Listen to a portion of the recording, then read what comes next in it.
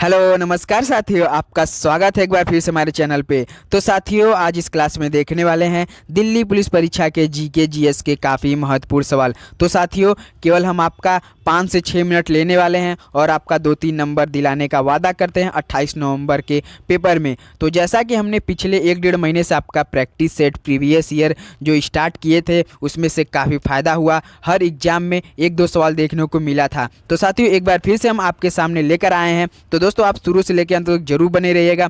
अगर हमारे चैनल पर अगर जुड़े होंगे तो आपको पता होगा जो आपका 14 नवंबर से आपका दिल्ली पुलिस परीक्षा हुआ, उसमें सारे सवाल कैसा पूछा जा रहा है। तो अगर यकीन नहीं होता है तो आपने हमारे चैनल पर जाइए एक बार और सारे सवाल को देखिए, फिर आप हमसे कमेंट करके बताइए। तो साथियों, आज चलिए बिना टाइम वेस्ट के हम अपना पहला प्रश्न देखते हैं इस क्लास का। देखिए, प्रश्न पहला है, पश्चिम बंगाल की सीमा निम्नलिखित में से को छोड़कर बाकी सभी देशों से लगती है। तो साथियों, पश्चिम बंगाल की सीमा निम्नलिखित में से किस देश को छोड़कर बाकी सभी देशों से लगती है? तो दोस्तों, पाकिस्तान। तो ऑप्शन भी क्या हो जाएगा? बिल्कुल सही जवाब हो जाएगा। तो चलिए प्रश्न नंबर दूसरे बढ़ते हैं।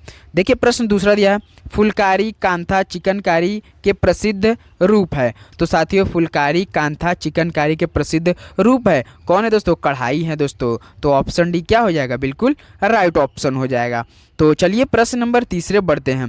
प्रश्न तीसरा दिया है, बीसी राय पुरस्कार किस क्षेत्र में दिया जाता है? तो साथियों, बीसी राय पुरस्कार किस क्षेत्र में दिया जाता है? आपके चिकित्सा के क्षेत्र में दिया जाता है। तो ऑप्शन सी क्या है? बिल्कुल राइट ऑप्शन है। तो चलिए प्रश्न नंबर चौथे बढ़ते हैं। प्रश्न 4 दिया है, भारत में 24 जनवरी को किस दिवस के रूप में मनाया जाता है? तो साथियों, भारत में 24 जनवरी को किस दिवस के रूप में मनाया जाता है? तो आपका राष्ट्रीय बालिका दिवस के रूप में मनाया जाता है। तो ऑप्शन ए क्या है? बिल्कुल सही जवाब है। तो चलिए इसी के साथ 5वें नंबर पर बढ़ते हैं। प्रश्न 5 दिया है, निम्नलिखित में से एमनेस्टी इंटरनेशनल किससे संबंधित है? तो साथियों, निम्नलिखित में से एमनेस्टी इंटरनेशनल किससे संबंधित है? यह मानवाधिकार से संबंधित है साथियों। ऑप्शन ए क्या है? बिल्कुल राइट ऑप्शन है। तो चलिए प्रश्न नंबर 6 देखते हैं। प्रश्न 6 दिया है, निम्नलिखित में से किस वर्ष में भारत सरकार ने मौद्रिक नीति समिति का गठन किया था? तो साथियों, किस वर्ष में भारत सरकार ने मौद्रिक नीति समिति का गठन किया था? तो ये किया था 2016 में किया था साथियों। तो ऑप्शन सी क्या है? बिल्कुल सही जवाब है। तो चलिए प्रश्न नंबर 7 देखते हैं। प्रश्न 7 दिया, 7वीं पंचवर्षीय योजना का प्रमुख नारा था। तो साथियों, 7वीं पंचवर्षीय योजना का प्रमुख नारा क्या था? तो साथियों, ये सवाल आपके लिए टेस्ट है। देखते हैं इस सवाल का जवाब हमें कौन कौन कमेंट करता है। अगर आप दिल्ली पुलिस के महारथी होंगे तो इस सवाल का जवाब हमें कमेंट जरूर करेंगे दोस्तों। पंचवर्षीय योजना से रिलेटेड है, 1-2 सवाल तो हर परीक्षा में पूछा जा रहा है। तो इस सवाल का जवाब हमें सर्च करेंगे और कमेंट जरूर कीजिएगा। तो चलिए प्रश्न नंबर 8 पर बढ़ते हैं। प्रश्न 8 दिया, मेक इन इंडिया कार्यक्रम आरंभ किया गया। तो साथियों, मेक इन इंडिया कार्यक्रम कब आरंभ किया गया था? ये क्या सितंबर 2014 में स्टार्ट किया गया था।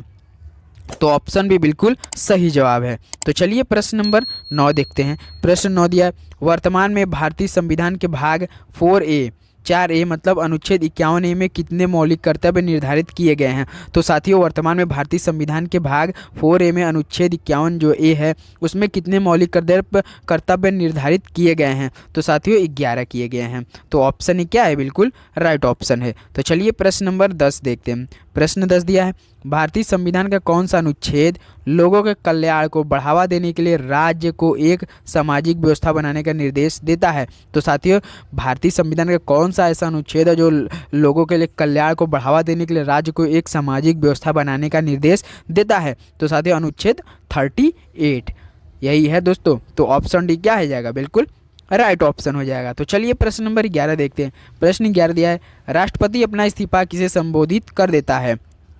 तो साथियों, राष्ट्रपति अपना इस्तीफा किसे संबोधित कर देता है?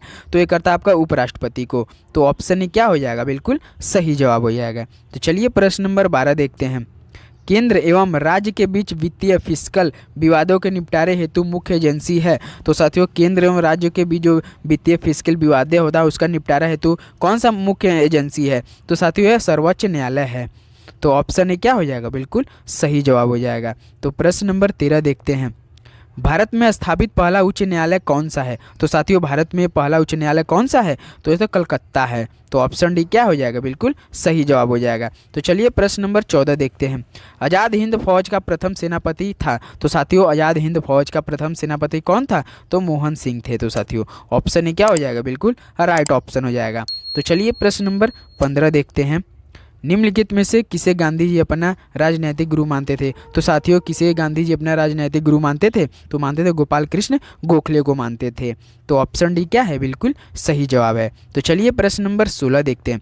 प्रश्न 16 दिया है, किस अधिनियम को मोंटेग्यू चेम्सफोर्ड सुधार के नाम से भी जाना जाता है? तो साथियों किस अधिनियम को मोंटेग्यू चेम्सफोर्ड सुधार के नाम से भी जाना जाता है? तो ये जाना था भारतीय शासन अधिनियम 1919 में। तो साथियों हमें बता सकते हैं 1919 में कौन सा कांड हुआ था? तो इस सवाल का भी जवाब आपके लिए टेस्ट है, देखते हैं इस सवाल का जवाब भी हमें कौन कमेंट कर देता है। तो चलिए प्रश्न नंबर 17 देखते हैं। लंदन में इंडियन होम रूल सोसाइटी को प्रारंभ किया। तो साथियों लंदन में इंडियन होम रूल सोसाइटी को किसने प्रारंभ किया था? तो आपके किया था श्यामजी कृष्ण वर्मा ने किया था। किसने दोस्तों? श्यामजी कृष्ण वर्मा ने किया था। तो ऑप्शन डी क्या हो जाएगा? बिल्कुल राइट ऑप्शन हो जाएगा। तो चलिए प्रश्न नंबर 18 बढ़ते हैं। प्रश्न 18 दिया, 1829 में भारत के किस गवर्नर जनरल ने सती प्रथा को अपराध घोषित करते हुए इसे समाप्त कर दिया? तो साथियों 1829 में भारत के किस गवर्नर जनरल ने सती प्रथा को अपराध घोषित कर दिया और उसके बाद इसे समाप्त कर दिया? तो किसने? लॉर्ड विलियम बेंटिक ने किया था। तो साथियों तो ऑप्शन बी क्या है? बिल्कुल राइट ऑप्शन है। तो चलिए प्रश्न नंबर 19 देखते हैं। प्रथम बौद्ध परिषद कहाँ आयोजित हुई थी? तो साथियों प्रथम बौद्ध परिषद कहाँ आयोजित हुई थी? ये हुई थी आपका राजगिरी में हुई थी। तो ऑप्शन बी क्या है? राजगिरी बिल्कुल राइट ऑप्शन है। तो चलिए प्रश्न नंबर 20 देखते हैं।